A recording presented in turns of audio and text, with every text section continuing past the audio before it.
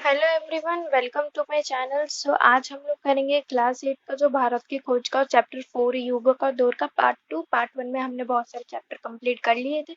ये आपका चैप्टर है दक्षिण पूर्व एशिया में भारत उपनिवेश और संस्कृति। तो चलिए स्टार्ट करते हैं। मतलब इसमें ये बताया गया है कि जो एशिया वाले जो दक्षिण वाले पार्ट है, तो उसमें कैसे कैसे संस्कृति फैलने लगे। भारत ने अपने व्यापार और एवं संस्कृति का प्रचार प्रसार अपनी भौतिक सीमाओं को लांघकर उसके बाहर भी किया। मतलब जो भारत के जो व्यापार है और उसकी जो संस्कृति है वो सिर्फ इंडिया में ही नहीं, पूरे और भी बहुत सारे बाहर वाले देश में भी फैले। ये प्रचार ये प्रचार प्रसार दक्षिण पूर्व एशिया में दूर दूर तक फैले क्षेत्रों में हुआ। तो हमारे जो संस्कृति है और फिर जो हमारा व्यापार है वो दक्षिण पूर्व एशिया में ज्यादा हुआ। इसे बृहत्तर भारत कहा गया। तो इसे हमें क्या बोल रहे हैं, बृहत्तर का मतलब है कि जो हमारा जो भारत है फैलने लगा। भारत उपनिवेश का हवाला भारत पुस्तक के अलावा अरब यात्रियों के वृत्तांतों से मिलता है। तो भारत उपनिवेश का मतलब है कि जो भारत का जो हिस्ट्री है वो तो हमें पुस्तकों से मिलता है। जो मनुस्क्रिप्ट लिखी गई है, जो आपके जो भी जो स्क्रिप्ट लिखी गई है, तो उन सबसे हमें मिलता है। लेकिन उसके अलावा जो अरब यात्रियों के वृत्तांतों से है। वृत्तांतों का मतलब है कि कोई भी यात्री होता है, कोई भी मान लो कि चाइना का कोई आदमी होता है और वो हमारे इंडिया में विजिट करके जाता है और हमारे जो देश के बारे में लिखता है, तो उसका हम लोग वृत्तांत बोलते हैं। ईसा की पहली शताब्दी तक उपनिवेशीकरण के चार प्रमुख लहरें दिखाई पड़ती है। द फर्स्ट सेंचुरी में जो उपनिवेश है, मतलब जो हमारे मनुस्क्रिप्ट है, उन सबके चार प्रमुख लहरें दिखाई देती है। इन उपनिवेशों का के नाम खनिज धातु, उद्योग या खेती की पैदावार के आधार पर होते हैं। तो हमारी जो उपनिवेश है खनिज धातु, ये इम्पोर्टेंट है। खनिज धातु उद्योग या खेतों के पैदावार के आधार पर होते हैं। तो जो पैदावार होता है उसके आधार पर होते हैं। जैसे जो अन्न की पैदावार अधिक होने से जावा तथा कम्बोज से कंबोडिया नाम पड़ा। तो जब अन्न का मतलब होता है जो अनाज का, जब पैदावार का मतलब है कि जब उसका पैदावार, देखो उपनिवेशों का मतलब होता है कॉलोनाइजेशन, कॉलोनियल रूल का मतलब है कि कोई भी एक कंट्री जब दूसरे कंट्री के ऊपर रूल करती है तो उसके कॉलोनाइजेशन बोलते हैं। उपनिवेश के कारण, तो उपनिवेश के कारण चार प्रमुख दिखाई करते हैं। तो इन जो उपनिवेशों के नाम खनिज धातु उद्योग या खेती की पैदावार, पैदावार का मतलब होता है जो फसल होते हैं ना, उससे हमें ये उपनिवेश मतलब जो कॉलोनियल रूल है उसमें हमारी जो धातु है, फसल किस प्रकार से हुई उससे हमें पता चलता है।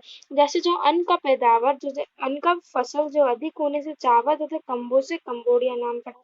तो जो देखो हमारा जो अन्न होता है, अन्न का जब ये फसल अधिक होने से क्या हो गया, जावा तथा कम्बोज को हम लोग कंबोडिया कहने लगे। तो आपको याद रखना, जब अन्न का फसल बढ़ा तो तभी हम लोग जावा और कम्बोज को कंबोडिया कहने लगे। इससे हमारा ध्यान स्वयं व्यापार की ओर जाता है। मतलब हमने देखा किस प्रकार से फसल जब इंक्रीज होता है तो ऐसे नाम बदलने लगता है, तो इससे हमारा व्यापार में भी ध्यान चलने लगा। उपनिवेश उपनिवेश से व्यापार तो बढ़ा ही, साथ ही साथ व्यवसाय तथा व्यापारियों के आगमन को से धर्म का प्रचार प्रसार भी बढ़ा। तो कॉलोनियल रूल में हमारा व्यापार तो बढ़ा, हमारा जो ट्रेड है वो तो बढ़ा, लेकिन उसके साथ जो व्यापारी जो है अपना धर्म भी बदलने लगे। धर्म का भी जो प्रसार है वो बढ़ने लगा कॉलोनियल रूल के अंदर। संस्कृत और यूनानी साहित्य से भारत और सुदूर पूर्व के देशों के बीच नियमित समुद्री व्यापार से होने का पता चलता है। तो संस्कृत और यूनानी जो साहित्य से भारत और सुदूर पूर्व के देशों के बीच, मतलब जो संस्कृत और यूनानी लैंग्वेज के जो मतलब जो रिलेशन उसके बारे में भी हमें पता चलता है। उस समय बने जहाजों का ब्यौरा मिलने से पता चलता है कि प्राचीन भारत में जहाज बनने का उद्योग भी उन्नत और विकसित होता है। तो हमें वो कॉलोनियल रूल में ये भी पता चलता है कि जो भारत है जहाज बनाने के लिए भी बहुत ही उन्नत करता है, मतलब बहुत विकसित था भारत। जो हमारे जो जहाज बनाने के लिए भी जो भारत है विकसित था। भारतीय बंदरगाह का उल्लेख तो भारत दक्षिण भारत और सिक्कों पर तोहरे पाल वाले जहाजों के चित्र उसकी पुष्टि करते हैं। तो जो भारतीय बंदरगाह का मतलब है पोर्ट होता है, तो वहां का भी हमें उल्लेख मिलता है। और फिर जो दक्षिण भारत के सिक्कों पर दोहरे पाल, तो दक्षिण भारत के एक सिक्के होते थे उसका भी हमें पुष्टि मिलती है, मतलब उसके बारे में भी हमें कॉलोनियल रूल के अंदर पता चलता है। महाद्वीपीय देशों पर चीन का प्रभाव अधिक दिखाई देता है, और वही टापू और मलय प्रायद्वीप का भारत का छिपा अधिक दिखाई देता है। जो महाद्वीप देश है उसमें चीन का जो अधिक प्रभाव पड़ता है, और वही टापू और मलय प्रायद्वीप पर भारत का छाप दिखा, तो टापू और जो मलय के छाप हमें भारत पर दिखाई देते, और जो चीन का छाप हमें महाद्वीप पर दिखाई देता है। तो भारत के प्राचीन समुद्र व्यापार जो समुद्र से जाते थे। अभी हमें विदेशियों पर भारतीय कला का प्रभाव, जो हमारे हमने देखा कि बहुत सारे जो फॉरेनर्स है तो हमारे देश में आने लगे, तो उनका जो उनके ऊपर हमारे भारतीय कला जो हमारा आर्ट एंड कल्चर है, उनके कैसे प्रकार उनका प्रभाव पड़ा। विदेशी पर भारतीय कला का प्रभाव, भारतीय सभ्यता के प्रभाव विशेष रूप से दक्षिण पूर्व एशिया पर पड़ा। तो जो दक्षिण पूर्व एशिया से लोग आए थे, उनके ऊपर मेनली भारतीय कला का प्रभाव हुआ। चंपा अंकुर श्री विजय प्रजापति सहित अनेक संस्कृत के अध्ययन केंद्र थे। तो चंपा अंकुर श्री विजय एक संस्कृत का एक केंद्र था। तो ये याद रखना, चंपा अंगकोर विजय प्रजापित एक संस्कृत का केंद्र था, अध्ययन केंद्र था। ये संस्थान भारतीय कला से प्रभावित हुए थे। यहाँ के शासकों के नाम शुद्ध भारतीय और संस्कृत है। मतलब ये एक हमारी इंडिया से तो नहीं था, लेकिन यहाँ पे जो रूलर्स के जो नाम है वो भारतीय से ही लिए गए थे, इनका भारतीयकरण किया गया था। मतलब जो लोग थे, मतलब जो भारत जो फॉरेनर्स थे, उन्होंने भी भारतीयकरण मतलब इंडिया के कल्चर को अपना लिया था। राजकीय समारोह में भारतीय ढंग से संपन्न कराए जाते हैं। तो मतलब जो हमारे देखो, हमारा जो ट्रेडिशंस होता है, ट्रेडिशनल एंड कल्चर्स होता है, वो भी भारतीय ढंग से मतलब इंडियन जैसे ही कराया जाते हैं। कर्मचारियों की पदवी है, संस्कृत की प्राचीन पदवियां होती है। तो वहाँ पे जो कर्मचारियों के जो टाइटल होते हैं ना, पदवी का मतलब होता है कि टाइटल, तो उनके जो टाइटल है वो भी संस्कृत भाषा से ही लिए गए थे। इसे थाईलैंड और मालया में भी अभी देखा जा सकता है। मतलब वहाँ पे जो राज होता है, जो वहाँ पे संस्कृत के कार्य किए जाते, जो वहाँ पे कल्चर होता है, आर्ट होता है, वो सब कुछ हमारे जैसे होता है, इंडिया के जैसे। थाईलैंड और मलाया में देखा जा सकता है।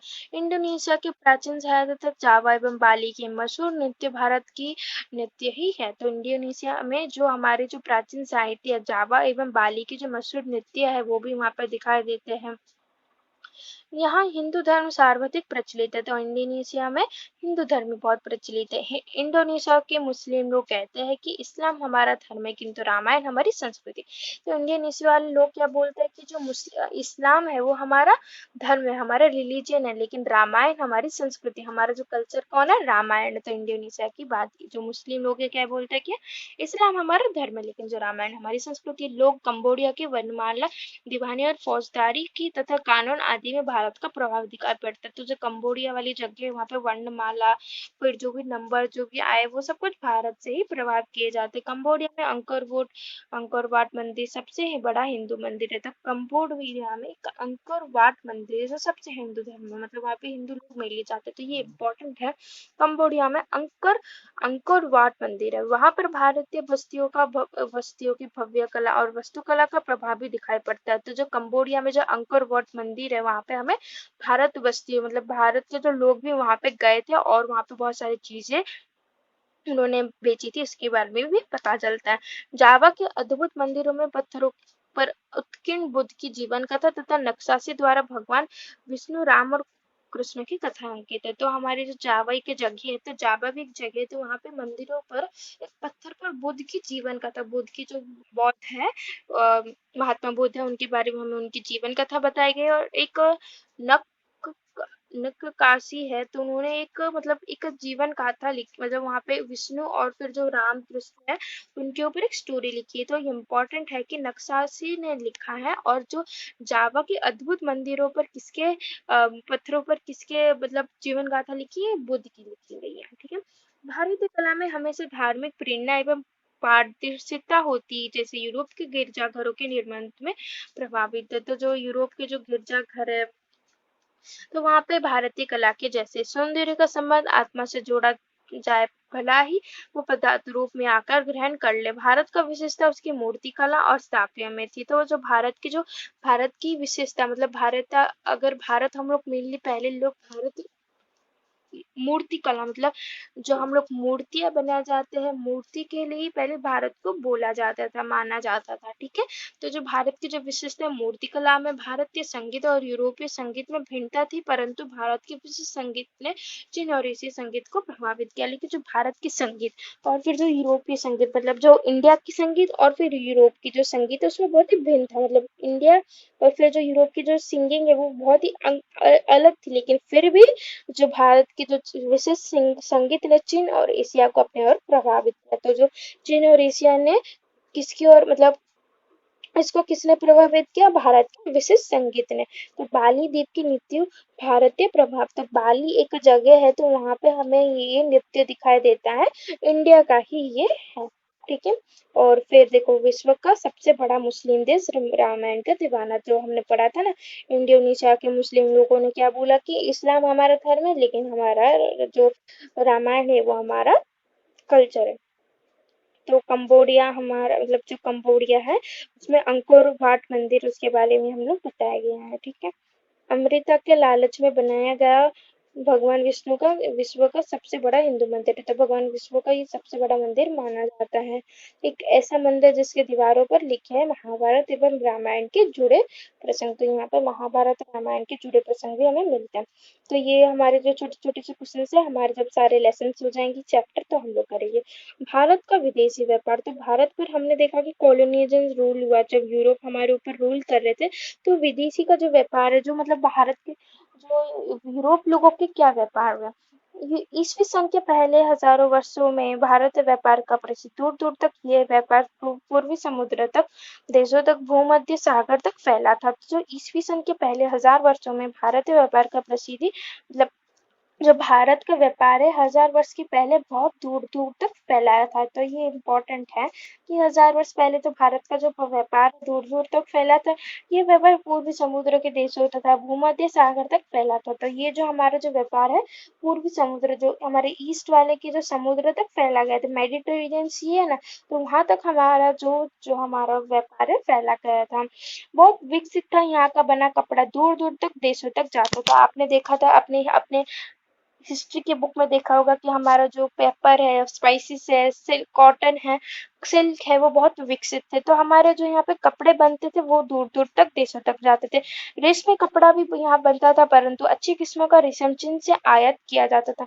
रेशमी का मतलब है कि तो रेशमी का मतलब होता है जो सिल्क के क्लॉथ है, यहाँ पे भी बनाए जाते हैं, इंडिया में भी बनाए जाते थे, लेकिन वो अच्छे हमें कपड़े हमें यहाँ बने, लेकिन उसके अच्छे कपड़े हमें चीन से आयात मिलते थे, मतलब चाइना के जो एरिया से हमें अच्छे कपड़े रेशम के कपड़े मिलते थे। देखो बहुत सारे जो बच्चे हैं कॉटन और सिल्क में कंफ्यूज हो जाते हैं, मतलब यहाँ पे देखो रेशम तो लिखा है लेकिन बहुत सारे बच्चे रेशम को कॉटन समझने लगते हैं। तो जो कॉटन को हम लोग इंग्लिश में कपास बोलते हैं और फिर सिल्क को हम लोग रेशम कहते हैं। तो जो कपास जो हमारा जो रेशम है चीन से आयात हमें मिलता था।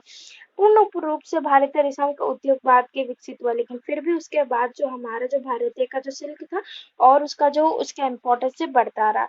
यहाँ पक्के रंग खोजकर कपड़ों की रंगाई में प्रगति की गई। आपने पढ़ा होगा कि आपके जो कपड़े हैं उल से हमारे कपड़े कैसे बनते हैं, उसको हमें कैसे सीप से वैसे सब कुछ निकालते और फिर हम लोग डाइंग करते कलर्स को। डाइंग कलर्स का मतलब है कि हम लोग जो भी पहनते कपड़े उसके अलग अलग कलर्स होते थे, तो हम लोग यही चाहते थे कि हम लोग एक पक्के रंग मतलब पक्के रंग का मतलब है कि ऐसे रंग जो कभी निकले नहीं और उससे हम लोग रंगाई करने को पसंद करते थे।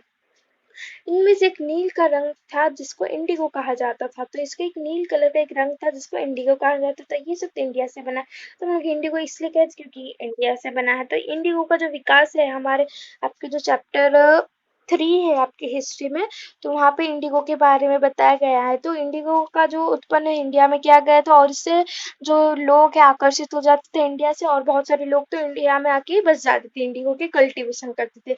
ये सब इंडिया से प्रथम शताब्दी में भारत के रसायन शास्त्र विकसित हुआ। तो प्राचीन समय से ही भारतीय फौलाद और लोहे की विदेशी पर कदर भी था। लोहे और फौलाद, तो लोहे का मतलब होता है आयरन, लोहे का मतलब होता है हाँ, तो देखो फौलाद का मतलब होता है स्टील, स्टील, और फिर जो लोहे का मतलब होता है आयरन, सॉरी ऐसे स्टील आएगा। तो आयरन और जो स्टील का भी जो हमारा जो व्यापार है भारत का वो भी भारतीय फौलाद और लोहे के मतलब जो भारत का जो स्टील और जो लोहे का मैंने उल्टा हाँ स्टील और जो आयरन का जो व्यापार है विदेशियों पर भी पड़ता रहा।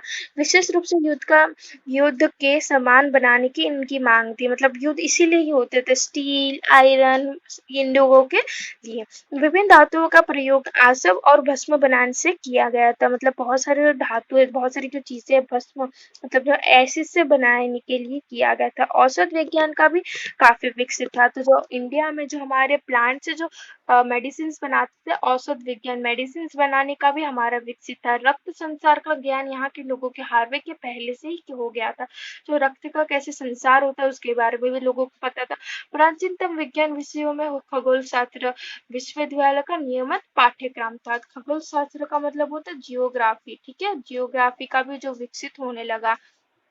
ज्योतिष की मदद से पंचांग तैयार किए गए, तो ज्योतिष का मतलब है कि जो ऋषि मुनि से पंचांग तैयार किए गए, तो ये इम्पोर्टेंट है कि ज्योतिष से पंचांग तैयार किए गए। और प्राचीनतम विज्ञान विशेषों से खगोल शास्त्र विश्वविद्यालय का नियमित पाठ्यक्रम थे। फिर है समुद्र यात्रा पर जाने वाले के लिए खगोल शास्त्र का ज्ञान होना आवश्यक होता है। तो जो समुद्र यात्रा में जो भी लोग समुद्र यात्रा करते थे उनको जियोग्राफी जानना बहुत इंपॉर्टेंट था, क्योंकि हमने पता था कि कौन से मतलब रास्ता कौन सा लैंड कौन सा सी रूट उनको अपनाना है, कहाँ पे उनको रास्ता दिखाता था। तो इसलिए जो समुद्र में जाते थे उनको खगोल शास्त्र जानना बहुत ही इंपॉर्टेंट था। उस समय तक जहाज बनाने का कारखाना भारत में खूब फैल चुके थे, मतलब जो जहाज बनाने वाले जो भारत में भी बहुत सारे जहाज बनाए गए थे। युद्ध में काम आने वाले मशीनों का भी निर्माण किया गया। तो युद्ध में जो हमारे मशीन जो सब तलवार फिर एरो फिर जो भी चीजें सामान यूज किया जाता है युद्ध में भी वो भी बनने लगा। उस समय तो उन क्षेत्रों में अपने ज्ञान के बल पर भारत विश्व की मंडियों पर अधिक रखता गया था। जो भारत है अपने न्यू न्यू टेक्नोलॉजी से बहुत सारी चीजें बनाने लगे। एक तो इंडिगो बनाने लगा, फिर उसके बाद स्टील, फिर उसके बाद स्टील, उसके बाद आयरन, फिर जहाज, फिर उसके बाद मशीन, बहुत सारी जो चीजें हैं वो बनाने लगा भारत, ठीक है। तभी हमारा ये मतलब अब यहाँ हमारा चैप्टर है प्राचीन भारत में गणित शास्त्र मतलब मैथमेटिक्स के बारे में बताया गया है कि आपको पता है ना आर्यभट्ट थे, उन्होंने जीरो का निर्माण किया था, ठीक है। ये माना जाता है कि आधुनिक अंकगणित और बीजगणित की शुरुआत भारत में ही हुई थी। तो अंकगणित का मतलब होता है अर्थमेटिक, अर्थमेटिक को हम लोग क्या बोलते हैं अंकगणित। जो आपके सॉल्व द फॉलोइंग सम्स आते हैं ना, तो मतलब आपको कैसे कुछ ऐसे क्वेश्चन की तरह पूछा जाता है और आपको बोला जाता है कि मतलब इसमें ऐसे हम लिए तो कितना होगा, वो सारे अंकगणित होते हैं। और बीज गणित का मतलब होता है एलजेब्रा। तो ये सारे ऐसा माना जाता है कि जो अर्थमेटिक और फिर जो एलजेब्रा है वो भारत से ही चालू हुए थे। भारत संख्याओं के 10 अंक बेजोड़ थे। तो भारत के संख्याओं के 10 अंक बेजोड़ थे। ये चिन्ह अन्य देशों बेजोड़ का मतलब आता है, अंक का मतलब होता है, देखो आपने अलग अलग ऐसे चिन्ह देखे होंगे। तो ये भी माना जाता है कि जो 10 पूरे साइंस है वो भारत से ही संख्या में। तो देखो ये जो मैंने बनाया वो स्वस्तिक का चिन्ह है, तो ये भी एक माना जाता है। ये चिन्ह अन्य देशों में प्रयुक्त उनके चिन्ह से अलग था। जो भारत में जो चिन्ह का प्रयोग किया जाता है वो सबसे अलग था। आपने देखा होगा बहुत सारी पूजा में से चांद करके बनाए जाते हैं, तो वो भी सब कुछ अलग थे दूसरे देशों से। भारत में ज्यामिति अंकगणित बीज गणित का आरंभ सबसे पहले ही हो गया था। तो ज्यामिति का मतलब होता है ज्योमेट्री, इसका मतलब होता है अर्थमेटिक, इसका मतलब होता है एलजेब्रा। तो ये जो भारत में जो अर्थमेटिक जो ज्योमेट्री फिर उसके बाद एलजेब्रा बहुत पहले से स्टार्ट हो गया था। वैदिक वेदियों की आकृति बनाने के लिए ज्योमेट्री पद्धति प्रयोग में लाई जाती थी। जो वैदिक वेदियों जो वैदिक बनाने के लिए मेनली ज्योमेट्री का पदार्थ यूज किया जाता है। ज्योमेट्री का क्षेत्र में यूनान और सिंह धीरे आगे बढ़ गए। तो जो जियोमेट्री का जो विकास है वो मेनली यूनान और जो सिंह दरिया है उसमें मेनली फैलने लगे। तो याद रखना है कि जो यूनान और जो सिंक दरिया उसमें ज्यादा फैलने लगे। फिर उसके बाद है कि अंक गणित और बीज गणित में भारत अग्रणी रहा, तो मतलब बहुत आगे रहा। अर्थमेटिक और एलजेब्रा में भारत शून्य आरंभ में एक बिंदी के रूप में कि जिसका आविष्कार आर्यभट्ट ने किया था। मतलब एक ऐसे बिंदी के रूप में उन्होंने स्टार्ट किया था आर्यभट्ट ने, ये इम्पोर्टेंट है। बाद में ये वृत्ताकार बन गया, तो फिर उसके बाद वो एक बड़ा शेप बन गया। उन्होंने पहले एक बिंदी लगाई तो फिर उससे एक जीरो बन गया।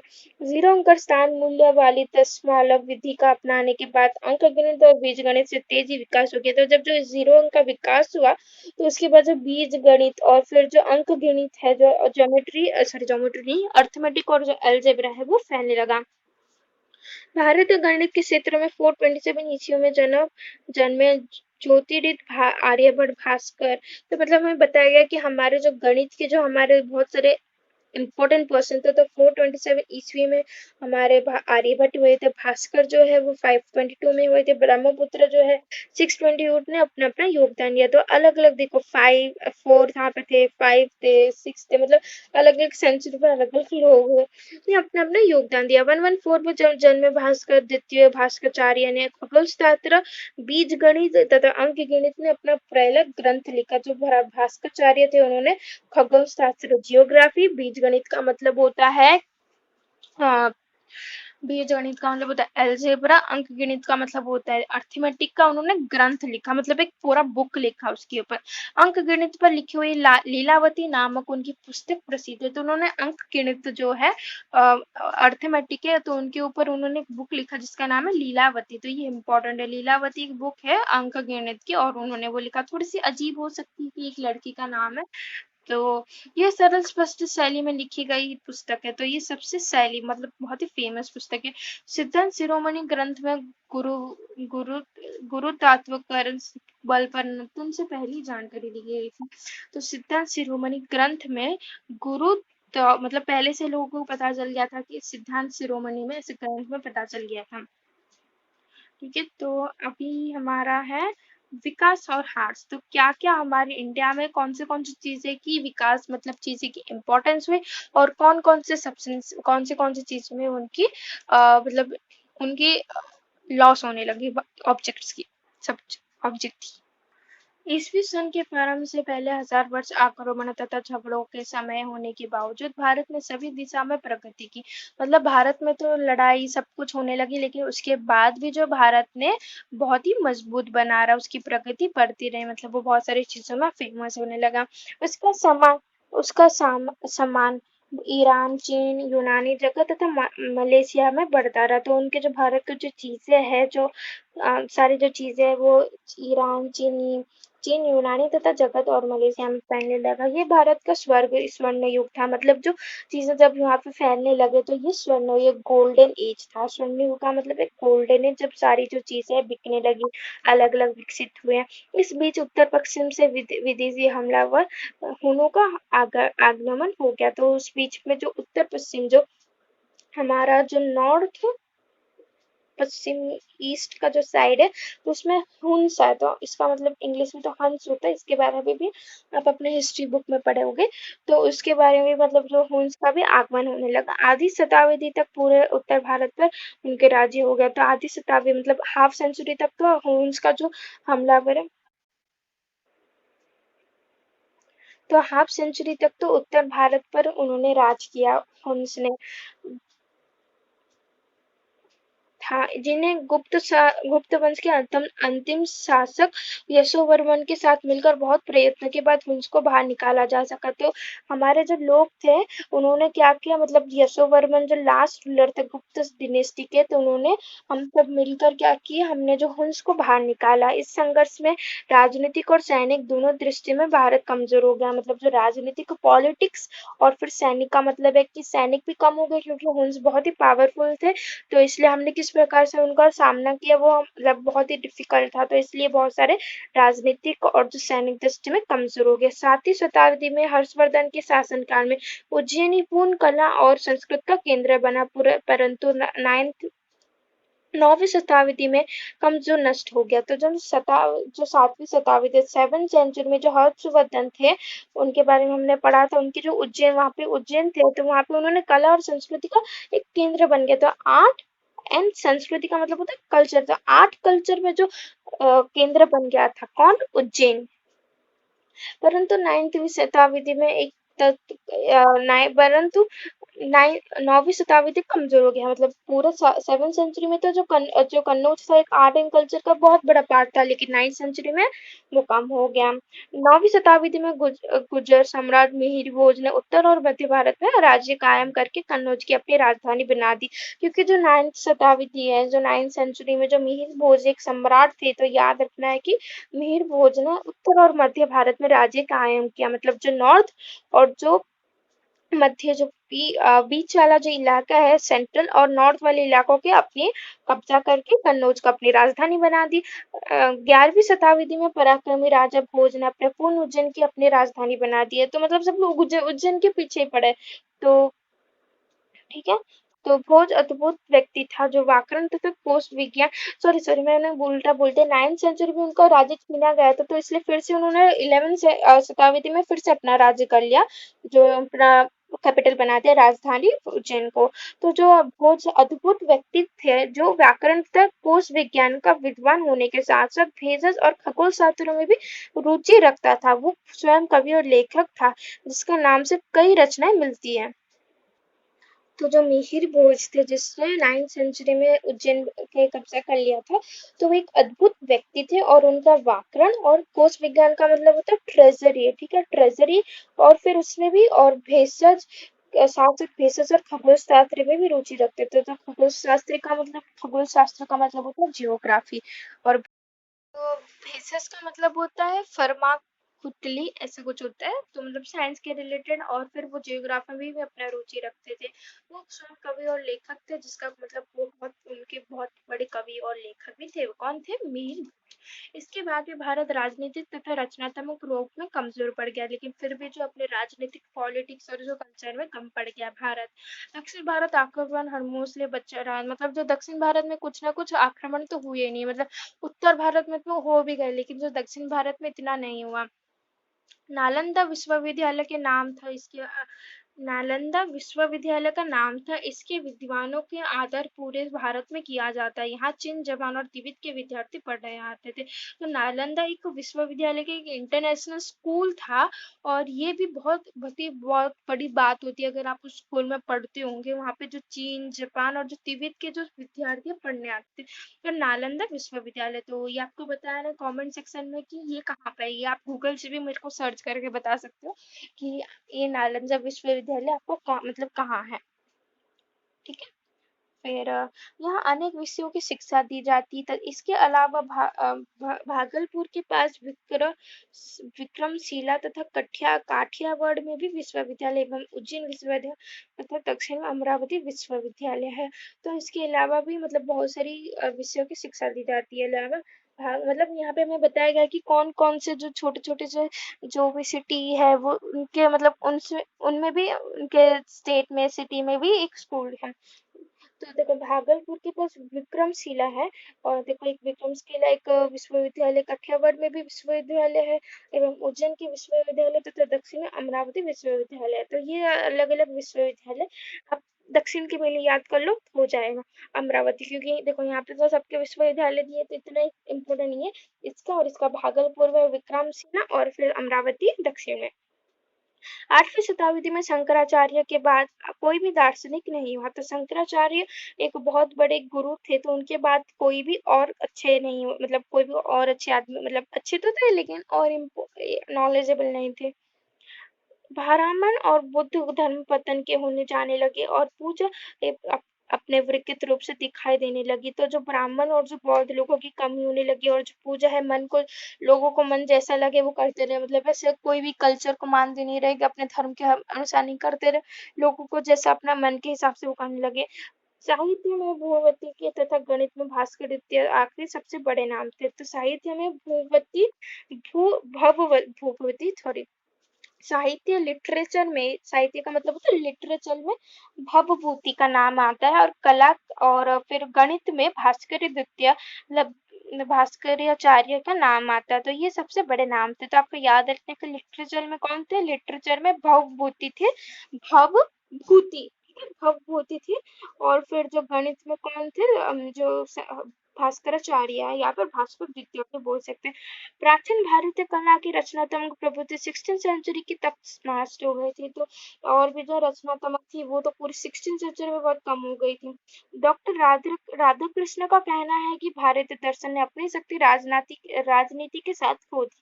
तो राधा कृष्ण डॉक्टर का कहना था कि जो भारतीय दर्शन ने अपनी शक्ति राजनीति की, जो अपनी राजनीति जब पॉलिटिक्स का कम हुआ, जब राजनीति का काम हुआ, तो तब उसके साथ ही जो भारत की शक्ति भी कम होने लगी। राजनीति में, युद्ध की पद्धति में हर तरफ पतन हुआ। मतलब युद्ध में भी बहुत ही अच्छा मतलब रैंक आता था, अच्छा करता था, लेकिन उसके भी कम ही हो गए, राजनीति में कम हो गए, तो सब में कम हो गए। क्षत्रियता, सामंतवाद और गिरोहबंदी बढ़ने लगी, परंतु इसके बाद भी भारत में जीवन शक्ति और दूरदृष्टि, लालचीपन, सॉरी लचीलापन और स्वयं की परिस्थिति के अनुरूप ढालने में संतोष शेष थी। तो क्षत्रियता मतलब क्षत्रिय लोगों की कमी, मतलब ऐसा बोलने लगा कि जो क्षत्रिय लोग ये क्या करेंगे, पढ़ेंगे मतलब युद्ध करेंगे, और ब्राह्मण लोगों की पढ़ेंगे। तो ये सब मतलब ऐसे अलग अलग विचार आने लगे, जिससे बहुत पतन हुए। तो इसके लिए ये बहुत ही शेष थी, मतलब बहुत ऐसे होने लगे। तो हो गया हमारा चैप्टर कंप्लीट। इसके थोड़े से हमारे कुछ बौद्ध प्रश्न जो एग्जाम में आने के चांसेस है, तो उसके अभी हम लोग थोड़े से क्वेश्चन सॉल्व करते हैं और फिर हमारा पूरा हो जाएगा। तो जो अंकोर वोट का हिंदू मंदिर है वो कहाँ पे स्थित है? कंबोडिया में। तो अंकोर वोट का हिंदू मंदिर कंबोडिया में स्थित है। मंदिर की दीवारों पर नक्काशी द्वारा भगवान विष्णु, राम और कृष्णा की कथा कहाँ अंकित है? तो अंकोर वट की जो मंदिर है, हिंदू मंदिर है, उसमें लोकेटेड है। देखो अगर आप देखना चाहते हो तो मैं आपको फिर से ऊपर करके दिखाती हूँ, क्योंकि तो देखो ये वो था लेसन। हाँ ये वाला था।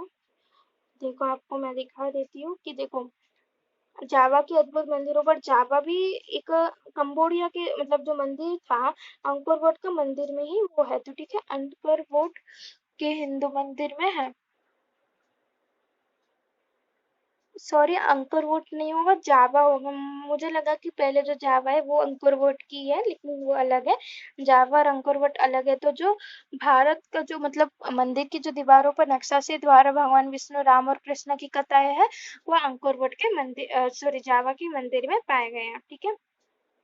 तो फिर हमारा तीसरा है कि किस देश में पत्थरों पर महात्मा बुद्ध की जीवन गाथा उत्कीर्ण मिलती है? तो जावा के देश में। इंडोनेशिया के प्राचीन साहित्य तथा जावा एवं बाली के मत्स्य नृत्यों पर किसका प्रभाव था? तो इंडोनेशिया के हमने पढ़े थे कि जो उनका प्रभाव था वो किस पर था? जो भारतीय संस्कृति का प्रभाव था। तो जो इंडोनेशिया की जो प्राचीन साहित्य तथा जावा एवं बाली के मशहूर नृत्यों पर भारतीय संस्कृति का प्रभाव था। हमने पढ़ा था ना कि जो इंडोनेशिया के जो नृत्य है वो मेनली भारतीय संस्कृति से प्रभावित थे।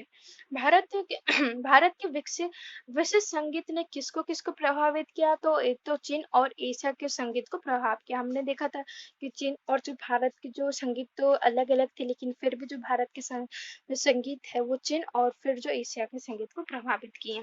भारत के विशिष्ट संगीत, हाँ ये तो हो गया। प्राचीन भारत में कपड़ा उद्योग की क्या स्थिति थी?